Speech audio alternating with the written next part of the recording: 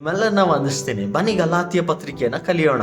6ನೇ ಅಧ್ಯಾಯ 2ನೇ ವಾಕ್ಯದಲ್ಲಿ ಹೇಳ್ತಿದೆ, ಒಬ್ಬರು ಮತ್ತೊಬ್ಬರ ಭಾರವನ್ನು ಹೊತ್ತುಕೊಳ್ಳಲಿ, ಹೀಗೆ ಕ್ರಿಸ್ತನ ನಿಯಮವನ್ನ ನೆರವೇರಿಸಿರಿ.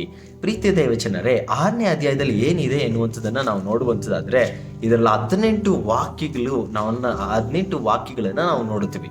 ಈ 18 ವಾಕ್ಯಗಳಲ್ಲಿ ಮುಖ್ಯವಾಗಿ ಅಪೊಸ್ತಲನಾದ ಪೌಲನು ಒಬ್ಬರನ್ನೊಬ್ಬರು ಎಚ್ಚರಿಸಿರಿ, ಒಬ್ಬರನ್ನೊಬ್ಬರಿಗೋಸ್ಕರ ಪ್ರಾರ್ಥಿಸಿರಿ, ಒಬ್ಬರ ಭಾರವನ್ನು ಒಬ್ಬರು ಹೊತ್ತುಕೊಳ್ಳಿರಿ, ನಾನು ಯೇಸು ಕ್ರಿಸ್ತನಲ್ಲಿ ಮಾತ್ರನೇ ಹೆಚ್ಚಳ ಪಡುತ್ತೀನಿ ಎಂಬುದಾಗಿ ಹೇಳಿ ಅವನ ಜೊತೆಯಲ್ಲಿದ್ದಂಥ ವ್ಯಕ್ತಿಗಳು, ಆ ಸಭೆಯಲ್ಲಿದ್ದಂಥ ವ್ಯಕ್ತಿಗಳು ಎಲ್ಲರನ್ನ ಗುರುತಿಸಿ ಎಲ್ಲರಿಗೂ ವಂದನೆಯನ್ನ ಅವನು ಸಲ್ಲಿಸುವನಾಗಿದ್ದಾನೆ. ಪ್ರೀತಿ ದೇವಜನರೇ, ಇವತ್ತು ನಮ್ಮ ಜೀವಿತದಲ್ಲೂ ಕೂಡ ನಾವು ಇದರಿಂದ ಒಂದು ಕಲಿಯಬೇಕಂತ ಒಂದು ವಿಷಯ ಅಂದ್ರೆ ನಾವು ಮತ್ತೊಬ್ಬರ ಭಾರವನ್ನು ಹೊತ್ಕೊಳ್ಬೇಕು. ಇದಕ್ಕೆ ನಮಗೆ ಒಳ್ಳೆ ಮಾದರಿ ಯಾರು ಅಂದ್ರೆ ನಮ್ಮ ಕರ್ತನಾದ ಯೇಸು ಕ್ರಿಸ್ತನು.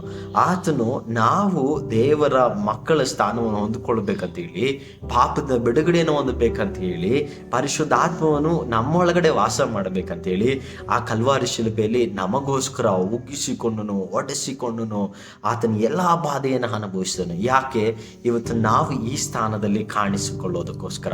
ಅದೇ ರೀತಿಯಲ್ಲಿ ಪ್ರೀತಿ ದೇವಜನರೇ, ನಮ್ಮ ಸುತ್ತ ಇರುವಂತಹ ಸಹೋದರರು ಬಲ ಹೊಂದೋದಕ್ಕೋಸ್ಕರ, ದೇವರಲ್ಲಿ ದೃಢವಾಗೋದಕ್ಕೋಸ್ಕರ ನಾವು ಕೂಡ ಆತನ ನಮಗೆ ಕೊಡುವಂತ ಎಲ್ಲಾ ರೀತಿಯಾದಂಥ ಭಾರವನ್ನ ಹೊತ್ತುಕೊಳ್ಳೋಣ. ಭಾರ ಎನ್ನುವಂಥದ್ದಾದ್ರೆ ಒಬ್ಬರಿಗೋಸ್ಕರ ಪ್ರಾರ್ಥಿಸುವಂಥದ್ದು, ಒಬ್ಬರನ್ನೊಬ್ಬರು ಎಚ್ಚರಿಸುವಂಥದ್ದು, ಒಬ್ಬರನ್ನೊಬ್ಬರು ಬಲಪಡಿಸುವಂಥದ್ದು, ವಿಶೇಷವಾಗಿ ಒಳ್ಳೆಯದನ್ನ ಮಾಡುವಂಥದ್ದು.